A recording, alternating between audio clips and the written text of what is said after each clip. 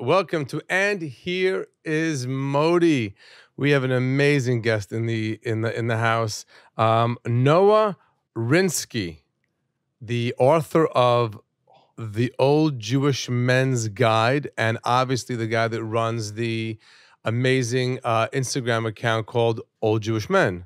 That's correct. That's correct. Yes, and Charged. and Periel's here and Leo's here, and just so those of you who don't have a visual, he's 35 years old and looks like he's leaning into being an old Jewish man. Yeah, look like it. He just sounds like it based on what he said. No, he's got he's wearing a hat that says Ralph Lipschitz.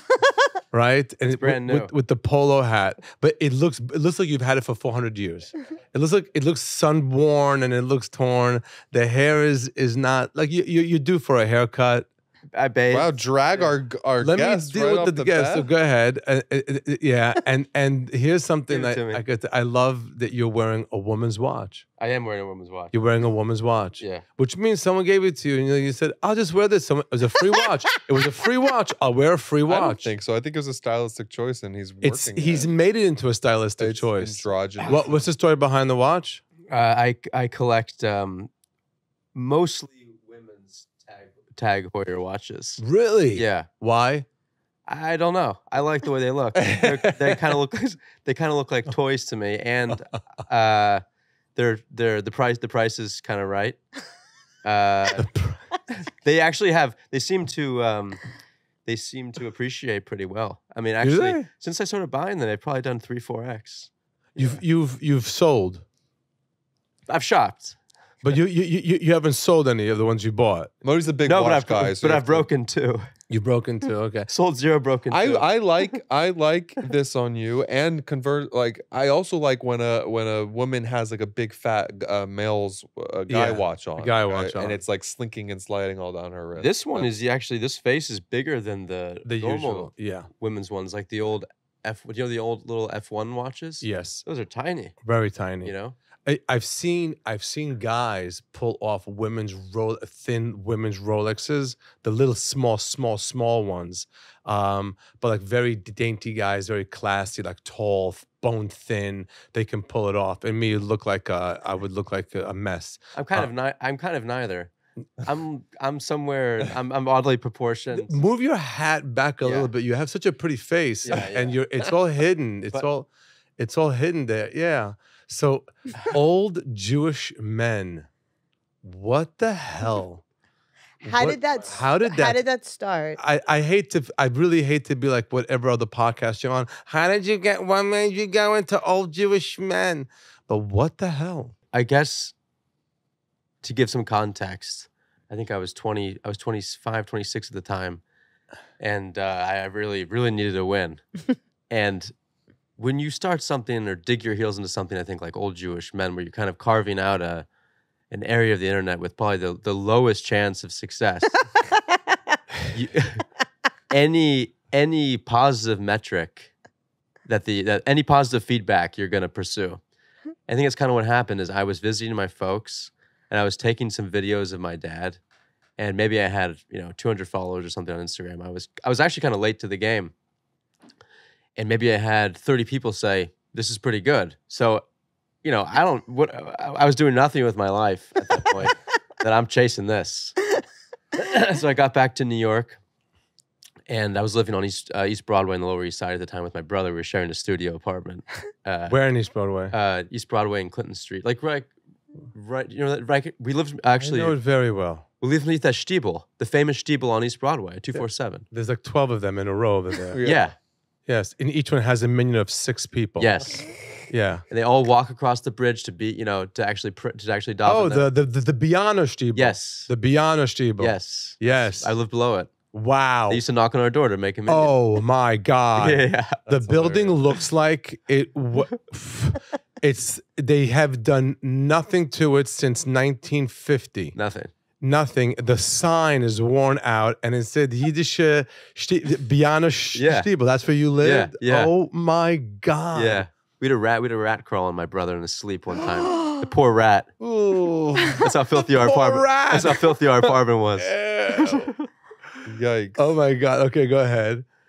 Anyway, so we're living there. We were sharing this apartment together, and I just started taking photographs of kind of all the old Jewish guys that are in the neighborhood. Just basically that kind of like that street block. Photography kind of. Yeah. Okay. It wasn't what it is now. You know, now it's like more of a celebration. Back then, I was in kind of a dark place. What's the year? Give me a year. 2016, 2015, 2016. Did you ever meet Hirsch Huber? If I saw his face. Yeah. I'm sure. I met them all. Yeah. Because my brother was the president of Stanton Street Shul. And so that was really where we went. Wow. The rabbi there now is very close to our rabbi. We just did slichas together with them. Who's the current rabbi there? I don't even know. I forgot his name. Benjamin something. But Bodner was our rabbi. I'm sure you know Bodner. He's Israeli too. All right, guys. Maybe, yeah, okay. No, let them do the Jewish geography. Go ahead. No, I don't know. I don't know what's happening. I actually heard that Stanton Street was between rabbis. I think they found one now, but he's very close to our rabbi, and they're combining. It's very cute. It's very nice. They should have unity with the synagogues. Go ahead. Okay, so you were in a form dark a coalition to. So go ahead. Find a rabbi. Okay, so you were in a dark place and you were taking photos of these guys in the neighborhood. Yeah, and you were like 30 people. It's 30 people. Yeah, yeah. And I had a very dedicated fan following on this very humble page. Mm-hmm. But the page at that point was just, it was street photography of mostly miserable looking old guys in the rain, and I would attribute a fake quote to them. Life, first it's agony, then it's misery, and then you die, stuff like that. Right. And that was something uplifting. Yeah. Yeah. And that was basically the page. Yeah. And I did one event. This is when nobody was doing Instagram page. It was unheard of. Mm-hmm. And especially considering that I didn't have anyone really following me.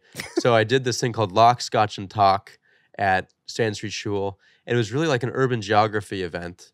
I think I got maybe 20, altar kakas to come and speak about the old neighborhood. Wow. It was really nice. It was extremely boring, but everyone liked that. Oh. You probably made a really nice moment for them to get together and just like have a sense of community for a second, because that area and that neighborhood needed it. Big time. Yeah, we live in that neighborhood, and next door to us was an elderly man, Hirsch Huber, and we took care of him. He went to that synagogue until he couldn't. We're in the Lower East Side. On the Lower East Side. Okay. So we know them, and they all know me too. But Were you aiming for like the portraits of them on the street to be like artistic in a way or funny? Like, is it like artistic street photography? Like, I wanted to capture, realism. Like, I wanted to capture, Then you added a funny caption. Yeah. Okay. But it wasn't pictures of them smiling. Mm-hmm. No, they don't smile. They haven't. They've stopped smiling. They never smile. So they all got even when they're happy. It's not like, oh, someone's making a kiddush. Oh, someone's paying for lunch. You'd think they would make them happy. Oh, someone's paying for a lunch. Okay. Right. Yeah. Right. It's not a happy. There's nothing happy to their. Yeah. Right. But go ahead. So you must have been like shocked when this thing blew up. Well, we're not there yet. I want to hear more about how we got there. Go ahead. So the Lock, Scotch, and Talk, right? Yeah. So Raskin's Fish sponsored the thing. I don't know if you know Raskin. Yes. I'm sure you do. And to this day, I can't believe they did it. Did you just cold reach out to them? I cold reached out to them. Good for I said we're doing a community event with this Instagram account, and I remember going down there. I was so poor and cheap at the time that I hand carried all the locks back with my friend helped me on the train. Oh, because we were from an Uber from Crown Heights to Lower East Side. You know? But I remember that. Yeah, it was my buddy helped me, and what was I gonna say? And then after that, I think Instagram's blowing up. But yeah, I mean, I basically kind of for years I ran it like that for a couple of years. After that, I didn't. I was just kind of mostly doing the same thing. Then I put out. I don't know why I did it, but I put out a run of T-shirts at some point in 2019. and I had like Old Jewish Man for President with Bernie Sanders on it. You know. Yeah, I've seen those. Yeah. So I put those out, and I think I did a run of like 36 shirts, and they sold out like immediately. Wow. And it was basically this kind of thing where people DM me their address, and it Venmo'd me, and then I went to the post office, and the whole thing was late, and I lost packages. Terrible. Horrible. I had no system. I probably lost money, but I realized that there was demand. Yeah. And I had no experience in the in the online or schmata business or anything, and then I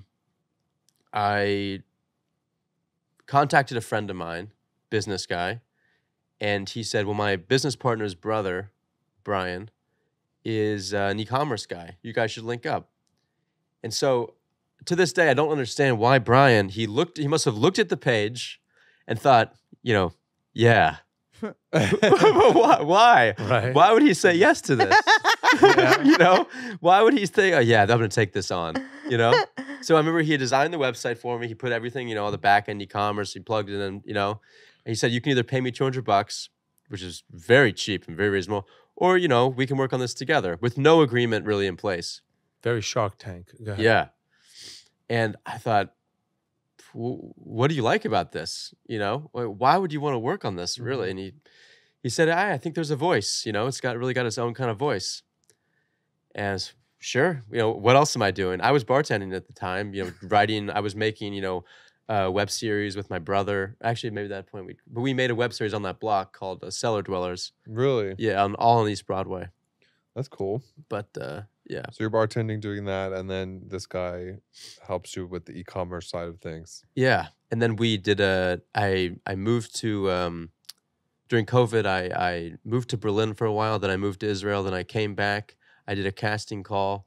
We got a bunch of guys. Yeah. For Old Jewish Men. For Old Jewish Men. And then we just kind of was off to the races after that. A casting call for what? Old Jewish Men. Old Jewish Actual Men. Old Jewish Men to be in the videos. To be in the videos. Yeah. Oh wow. Okay. So we had an idea. We had probably a document with 40 different sketch ideas that we wanted to pursue over the summer. Okay. Just different on the street Were you gags. paying these old men, or they got paid? They got paid. They got paid. They're yeah. like SAG old men, like SAG. SAG guys were hesitant to do it, but some of them were SAG.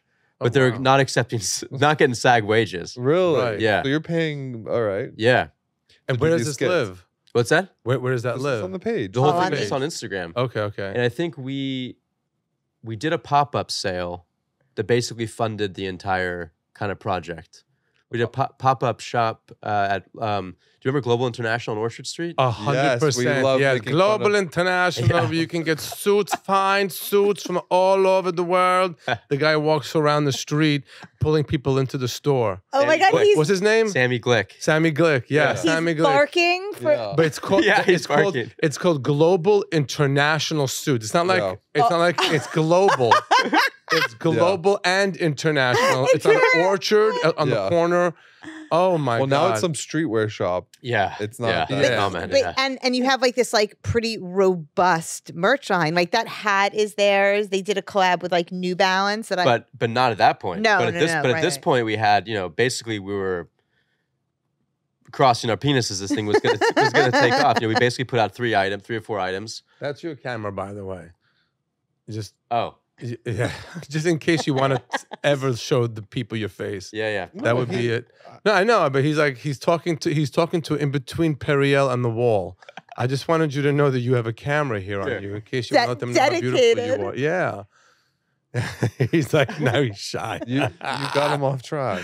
Guys, so you had this store at Global International We had this. Clothing. So we threw this pop-up event with our merchandise at Global International. Yeah. With the main item was this hat. Were these hats? The Ralph Lipschitz hat. Ralph Lipschitz hat. Yeah. We put out this thing, and that got us, in, maybe got in a magazine or 2 or something. Someone wrote us up or whatever.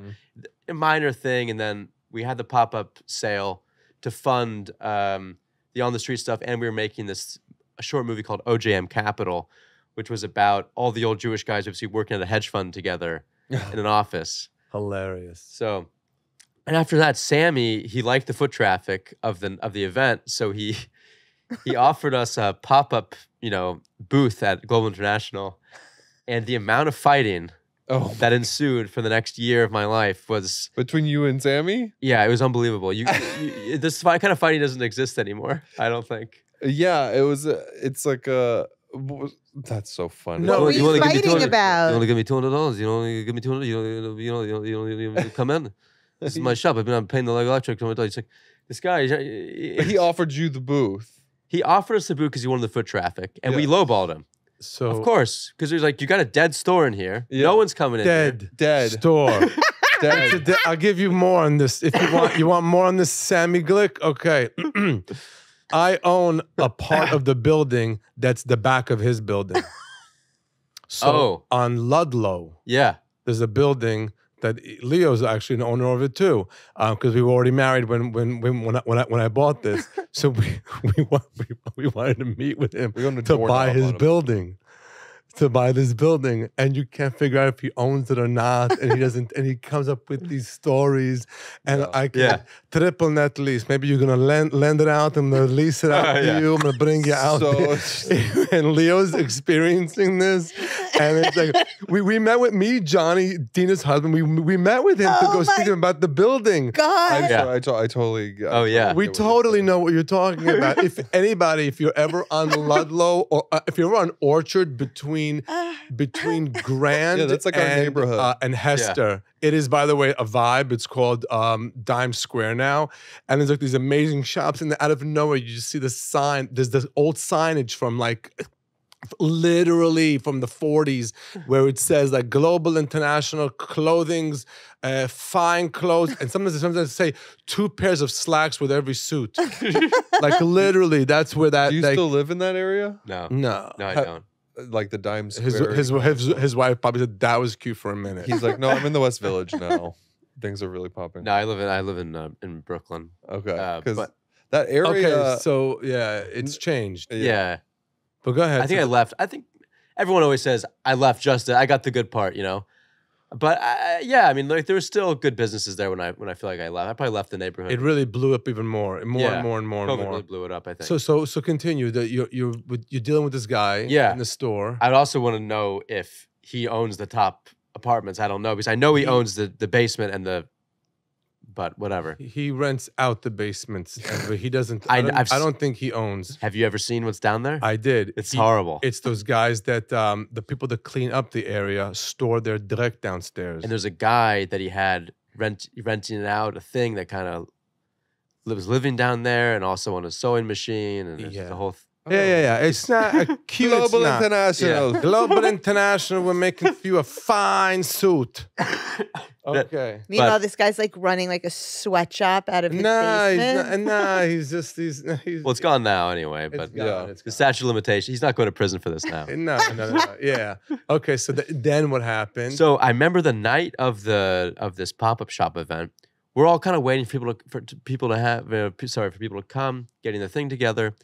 And Sammy's in a rotten mood, like unusually rotten. Really? And he comes out of the bathroom. He goes, "I'm very sorry. You know, I've been in a terrible mood, but I just went in the bathroom. I passed a kidney stone the size of a bean." And then he just kind of waddles out. Yeah, and he's good to go. And went right into the street. He would follow people all the way down to Katz's Delicatessen to tell him, "Come, I'm going to make you a suit. We're going to get you a suit." He's a hustler. He was a hustler. How old is this guy? He's literally like in the comedy clubs barking. Yeah. He's barking for people to come in and buy suits. That's so funny. Yeah. Johnny bought a blazer from him just so we can find out what's going on with the building. Oh my God, that's hysterical. We were trying to figure out what's going on. The building is right behind our building on Ludlow. So we tried to figure out with him what's going on, the property line, whether this is, and we went in there. How much was the blazer? Whatever. It's dirt cheap. I mean, you can really haggle. One time my brother went in there to get a suit, and he goes, "How much?" He goes, $500. My brother's like, "I'll give you $80." So then he'll say to him, "I'm give going me to give you 100 2 for 80, but I'm going to give you 4 for 400." I don't know where they get these suits. So you have this pop-up shop, and then you're able to fund this like production with these actors that you've hired. Yeah. And what was that like? What were some of the skits you did that you stand out to or your favorite? thinking back on it, it was a really ridiculous summer because we basically had this stable of old men, all of them safe to say over 70. You say you have a pasture of old men because they're certainly not in a stable, but keep going. Yeah, pasture. Yes. One of the guys, this guy Billy Weeds, was the only guy that wasn't a Jew. He was almost Jew passing, but he was so weird looking that he was just good. Everyone loved him, and he was the oldest of the crew. I think he was the 85. personality hire. Yeah, and we just couldn't say no to him. He was so passionate about it. He goes, no, you know I'm not even Jewish, right? I'm like, it's okay. It's like, I can be a Jew for you, though. I can, Right. So he was like 85. And so we'd go around. We'd spend these hot days. It was like in the dead of summer. And we did stuff like we would buy a live fish in Chinatown, and the guys would try to sell it to Russ and Daughters.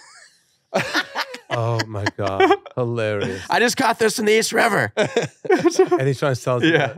Kind of like a Borat style or yeah. Like not everyone was in on what was happening. Like No, we walk in there with the huge fish, and one of us goes in there with the little camera and hides him. Actually, you're gonna buy something. It waits 5 minutes. The old man will come in, and then trailing him is another guy with a camera. Guy, you want to buy the fish? And then they come out, and they really knew. It was almost like they expected it. It was so weird because they just handled it like, what kind of fish is it? No way. It's like she knew. No, Nikki Federman. Yeah, it's almost like she knew, Hysterical.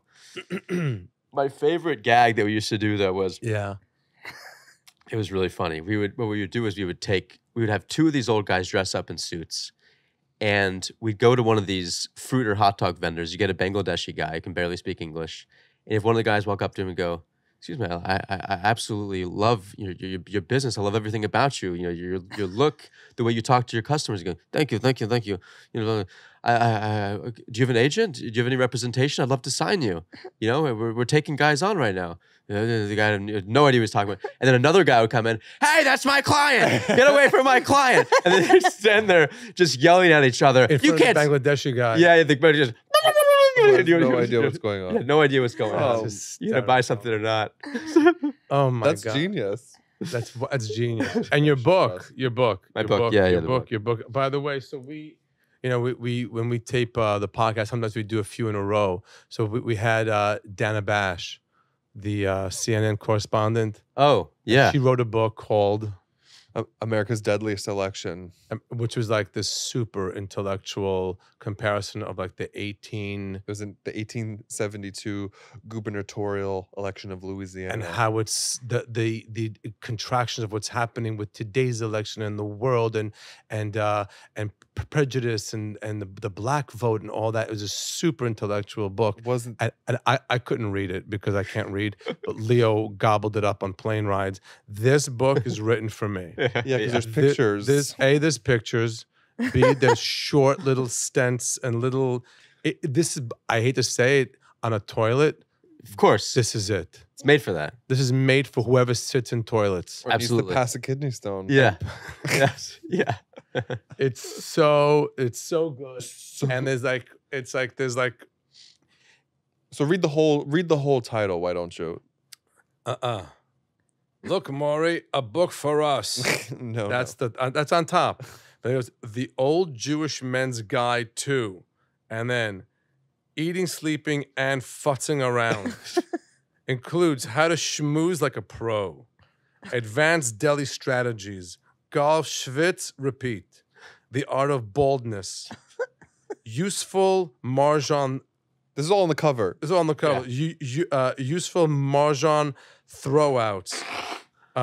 He's blowing his nose. This is so unbrand. It's insane. Right. Keep going. No, this is perfect. No, I've never heard such amazing acoustic. It's perfect.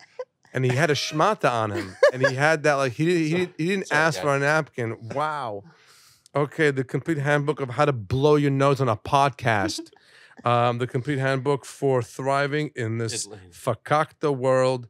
Noah Rinsky, illustrations by Dick Carroll. It is it's such a fun read. So what are some advanced deli strategies? No, hold on. Let's just go into he goes into the class clown. So this is again, pictures are adorable. The illustrations are great. Super easy. I love these types of books. Yeah. Yeah. And then he has like the big Jewish comedians on here, and he has Rodney Dangerfield. I haven't spoken to my wife in years. I didn't want to interrupt her.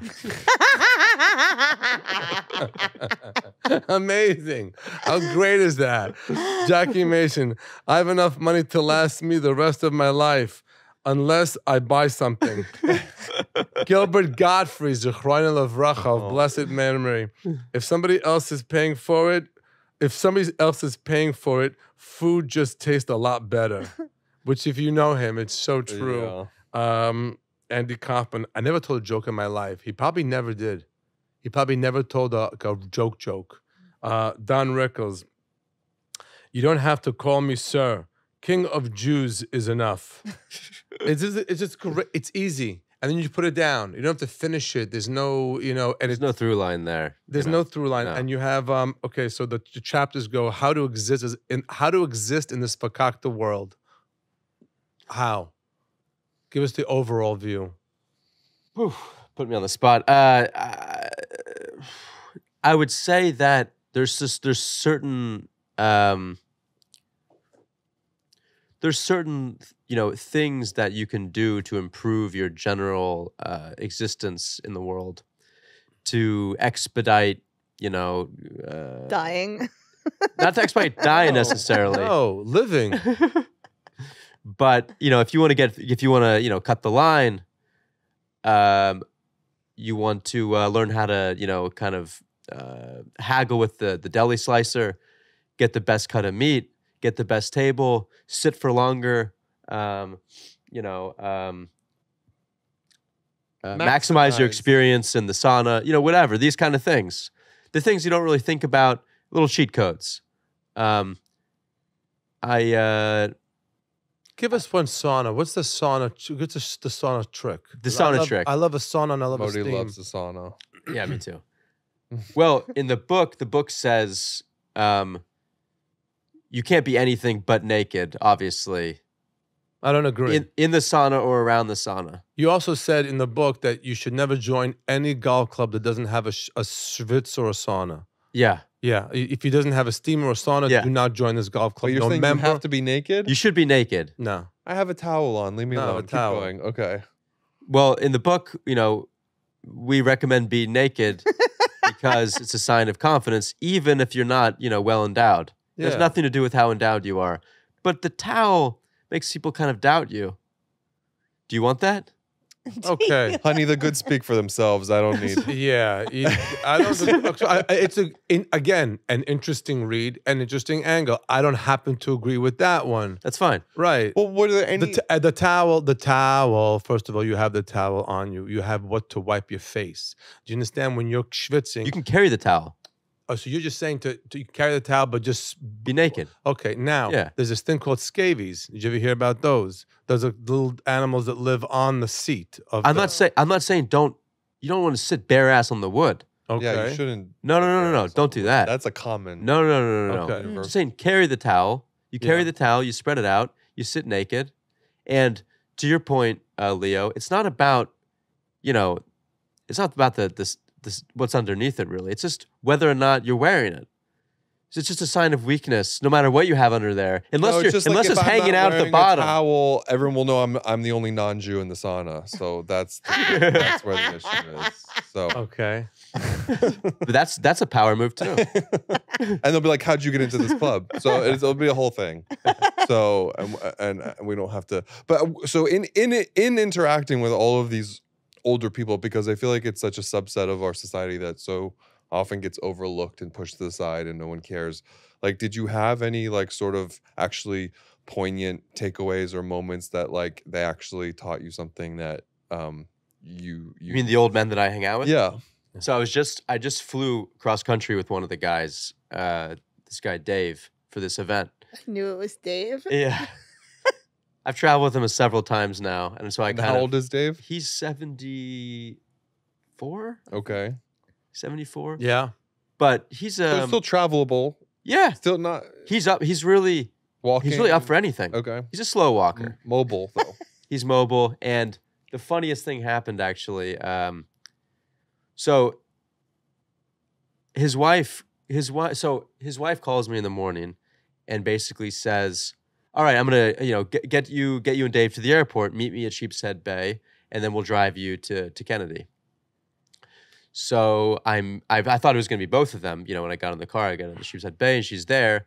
And as soon as I get in the car, she's going, okay, so Dave's got his pre-check, he's got his clear, he has a TSA, blah, blah, blah. You have to go in the right lane, but when you walk in, just make sure that Dave, blah, blah, blah, is going this way and that way.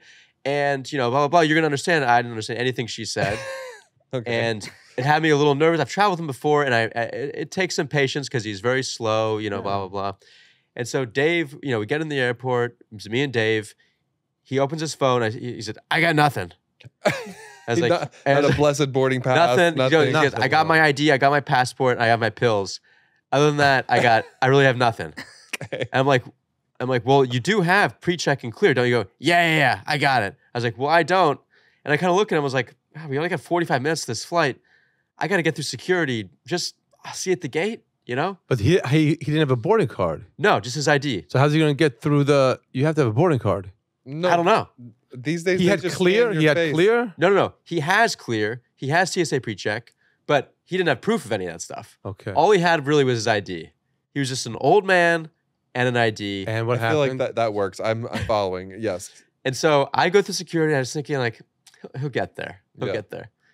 And I get to the gate and I call him. He's not there. I said, Dave, where are you? Yeah, I'll see you in a second. So he kind of like hobbles up to me. I said, what happened? He said, as soon as you left, some guy points to me and go, are you the rotisserie chicken guy, the Costco guy? Oh, wow. And he goes, from one of the videos? Yeah. One of the videos. He goes, yeah. He goes, come with me. And he just shoves him right to the front of the line. Oh my God. Pulls him right through security. Dave's got a huge bottle of liquid with him. Of course. He brings it on the plane. Oh my God. And we go on the plane. And then just, last night when we're flying out, we were walking by the Delta Lounge. The guy goes, hey, congratulations. I saw that they ended your ban. Your suspension at Costco is over. Oh my God. Congratulations. God. And I was like, do you mind? Can you pass us for this? You go, come on in.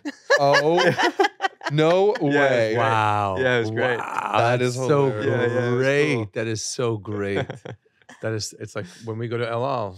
Yeah. Why did he get banned? I saw that video. Why was he banned from Costco? What? Sorry. You guys, they know you at the El Al Lounge? Then, well, when we fly to El Al, I mean, the whole people flying there know me. Yeah. So it's like the guys that do the security also just bring me right through. Yeah. Incredible. Yeah. So that's great. How often are you doing comedy in Israel? We've been there twice since the war. We did one show in Jerusalem in June, and we just did a show in Tel Aviv in September. In September. Yeah. So how's the book sales going? It was a USA Today bestseller. Wow. Yeah. Congratulations. Thank you. It deserves it. It's really done well. It's really, really done well. And you really are. And old Jewish men, there's just so much to learn from them, but it takes patience. Yes. You have to listen. You have to take them. They don't move in the way that they don't. They're not in the same BPMs like in the music. Yeah. They'll get there and they'll tell you something, and there'll be a nugget of information that be like, wow, what an amazing piece of information. But to get there, it takes a minute. Yeah. It takes a minute. Yeah. It's just so funny that I opened to this page, the Schwitz in Detroit. Yeah. My friend who lives in Detroit just like yesterday, the day before, texted me like, have you heard of this place, the Schwitz? You and Modi would love it. You need to come next time It's you're in a whole Detroit. Thing. It's it a got cult. bought out by like they're like giving an Irish guy. Yeah, it's a facelift and everything. It's so funny. We filmed a short film there called Sauna Dreams last year about a guy who's we recreated the World Sauna Championships at that Schwitz in Detroit. What's the World Sauna Championship? I saw that, yeah. You saw it? Yeah. Oh, yeah. Wait, you saw the movie? No. I saw that. I saw about it. Yeah. Oh, yeah. Yeah, but so tell us about it. Oh, yeah. So the World Sauna Championships were a real thing in Finland until 2012. They had to cancel it because a couple guys died. Yeah. A couple, not just one. A couple guys. 2 guys died in 2012, I think. It's just who can stay in the sauna the longest. Yeah. Yeah. That's insane. 230. Oh, yeah. So roast your skin. I mean, it boils your blood. Oh my God. Yeah. Wait a second. Why did Dave get banned from Costco? Unruly behavior. Oh my God, unruly behavior. Can I read just another section I've just opened up to? If fortune cookies were written for old Jewish men. Okay. 1, an incredible bowel movement is coming your way. First of all, that's a great omen For everybody. Because once that happens, it's a great day. A faithful diuretic is a welcome friend. True. Smile once in a while and you might get more free tea. Again, maximizing. Ignore chest pain. It's all in your head. That, Sure. I'm not going to stand by that one. Be wary of those who ask you to schlep. I just asked questions about schlepping for people on my last podcast.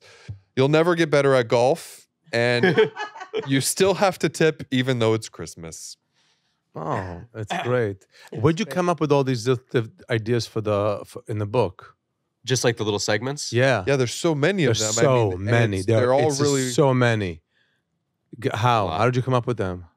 They're paying me, so I had to. Yeah. Oh, you gave the proposal, they gave you money, and then you had to come up with it. What am I gonna do? I mean, basically. What am I gonna do? Yeah, you know, I actually I hope they hear this too. They fucked up too because they ordered twice as many words as they needed. So I actually wrote double that. And I'm thinking when I'm turning this in, I'm like, this is just ridiculous. I mean, this is all shit. I mean, you know, not all shit, but you know, you're really got to carve this thing down. It's not. It's not. Don't say that it's that word, but it's nothing that needs. It's a book that sits on the table on Shabbos. Yeah. When you can't open your phone or your TV and you pick it up and you read a little bit. Yeah. It's cute and it might spark a conversation and it might remind you of your grandfather or your uncle or whatever, and you can start that talk. There's an energy in the book. The book has an energy. It is a great Shabbos book. It's a great Shabbos book. It's a great Shabbos. Do you guys keep Shabbos? In our way, yes. Yeah. Yes. You have a same thing for me. In my way, I keep Shabbos. In my way, I keep Shabbos too. Do you go to synagogue? So I'm a Super Bowl Jew, so the big ones I'm there. Yes. Easter and Christmas is when he goes. That's when he goes to. We call those chouristers. That's funny.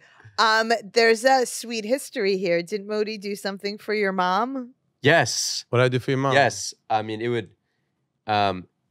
You made. I can't tell you how many points I scored with my mom on her birthday.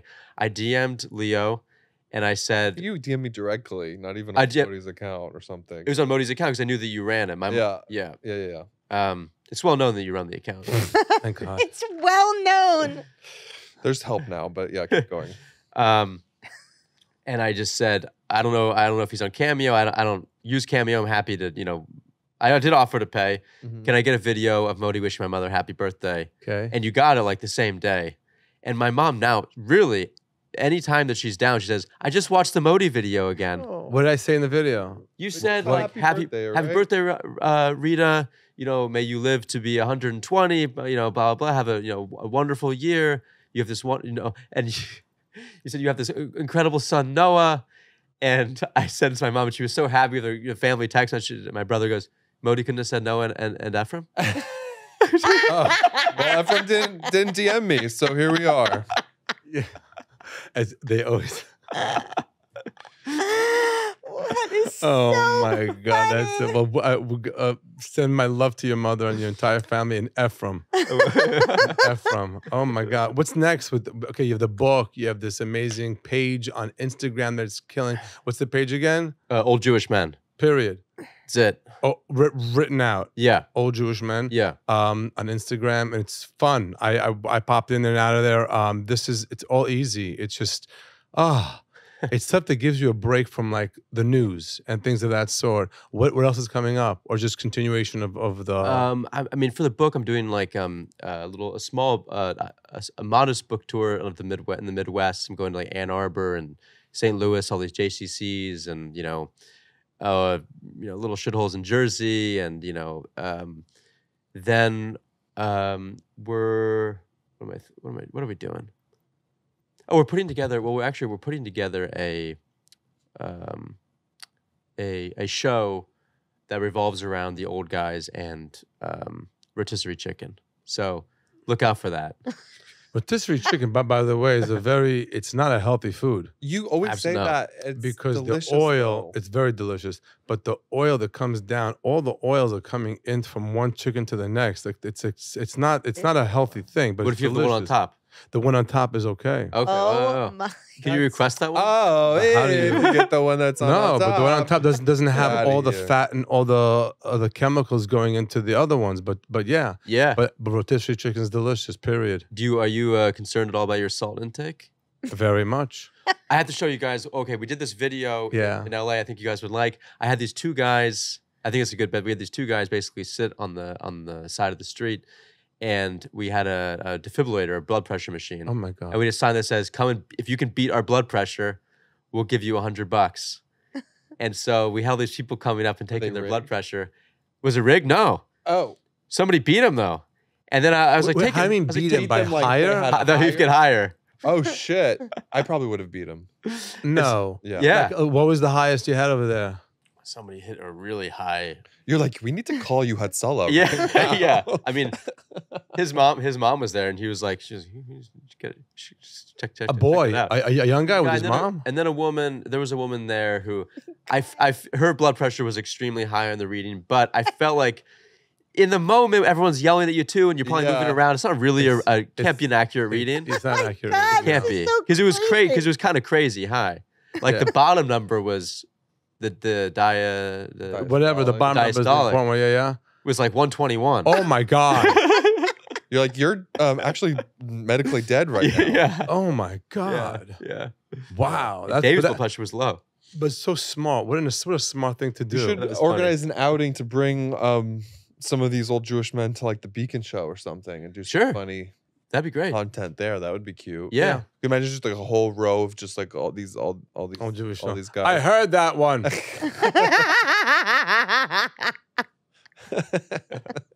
It's the staring. It's the staring. Yes, it's that pause they take. It's that the worst thing about. Again, when you're with old people, it's amazing that they you can get such amazing information. I always tell anybody 20 years older than you, listen to them. Listen to them. Is that what you tell Leo? Yeah. He does listen. But the one thing that's super annoying is when they're walking with them and talking and they have to tell you something, they stop. Yeah, to emphasize a point. And that's why it was 3 years later that it took them to get there. They stopped, but we could have already been. We could have just kept walking, but they stop. And Dina's father, 93 years old, I love him. And, he tells me, he goes, I'm going to tell you a story like this story you never heard. And then he tells the story and goes, like this, a story you never heard, right? Yeah. No, but him I listen to all the time. And sometimes it's conversations are just, how are you doing, Tatale? How are you, sweetheart? Have a good show and have a good this and that. And then I don't know where he'll hit me with some piece of like wisdom that's like life-changing. Like a really good piece, and old people really have that. They've lived life. They've. I Come like through that it. you've shone a light on some older people. I Yeah. think it's important. I think it's beautiful, and we wish you. That's where the success. opportunity was. You're such a character. You're such a. It's like you fit this thing. Like But you're there's already. You're 35 and you're already leaning into being an old guy. Horrible. It's No, horrible. there are some people who are like, Horrible. I can't wait to get old. Like there are some people who are like, Not What me. is your wife? Your wife isn't an old woman. girlfriend. She No, doesn't she's act like, like she's one. like a young, beautiful woman, and for some reason she made the mistake. She made the mistake of her life. No, but she must adore you or something. What's I guess so. It's inexplicable. He's so charming. Look at him. so He's charming. adorable. I'm telling you. That's why I keep telling him to look at the camera. He's hiding and his he's face. nice to old people. That's such a green flag. It's such a you're gonna go to heaven. Now Yeah. he keeps looking at the camera. No, you're gonna. It's taking care of the elderly people. You probably gave them so much.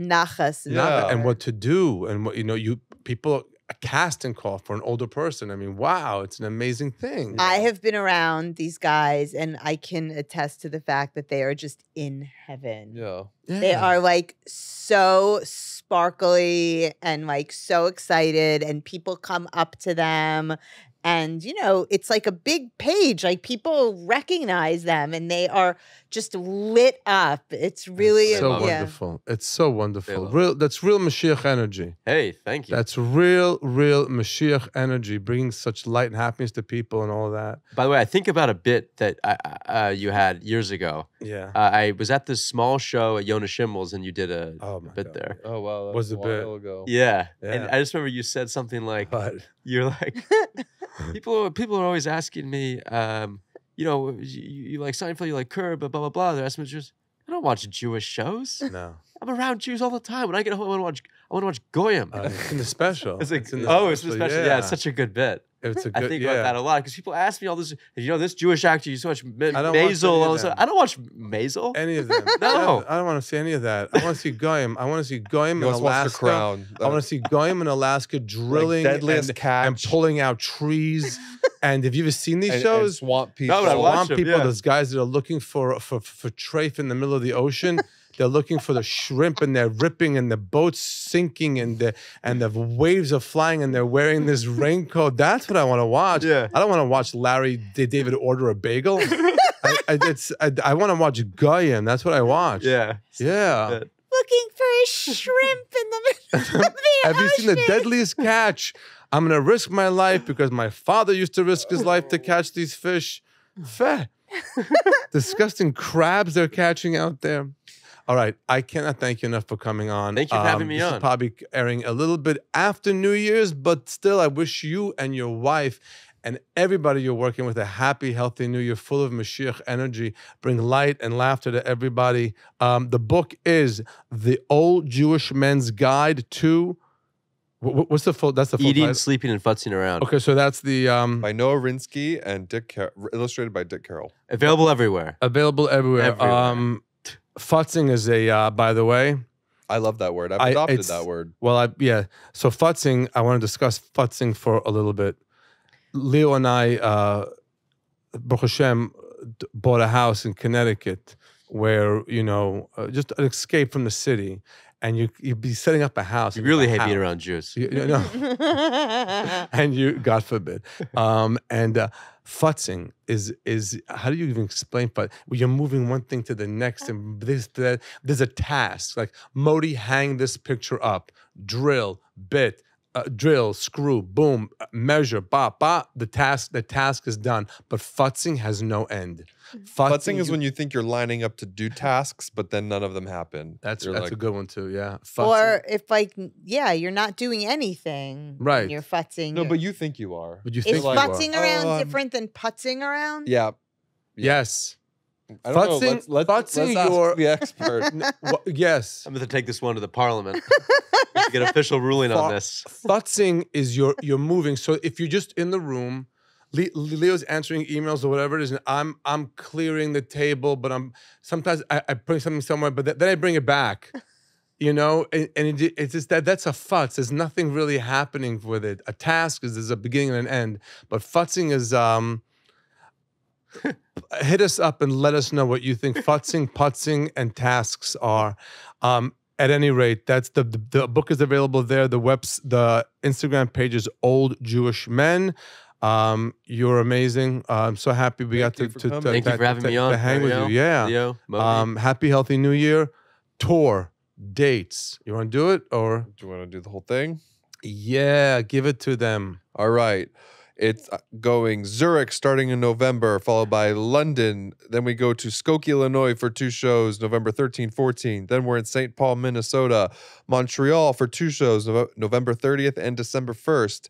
Still tickets available for December 1st. Then we're in Denver, Colorado, December 5th. New York, the Beacon Theater, December 17, 18, and 19th. The 18th and 19th are sold out. If you want to go, get your tickets for the 17th now. Don't come crying to me when everything is full.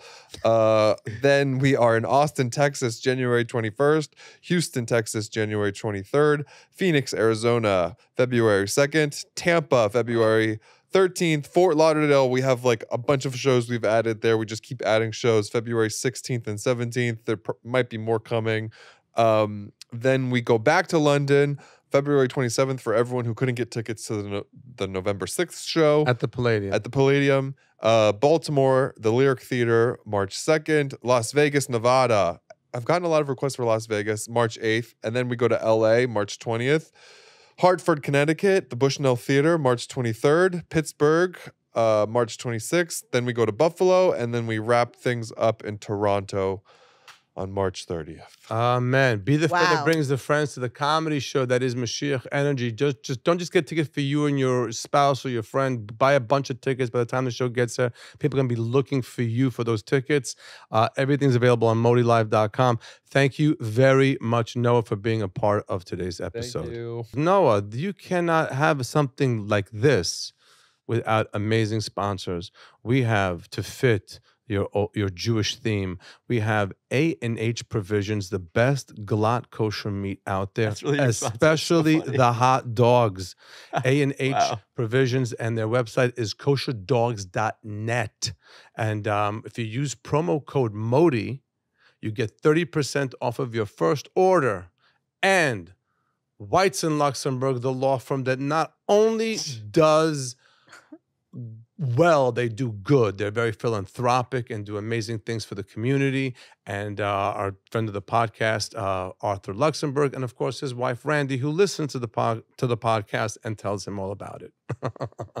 Thank you, everybody. Lots of love.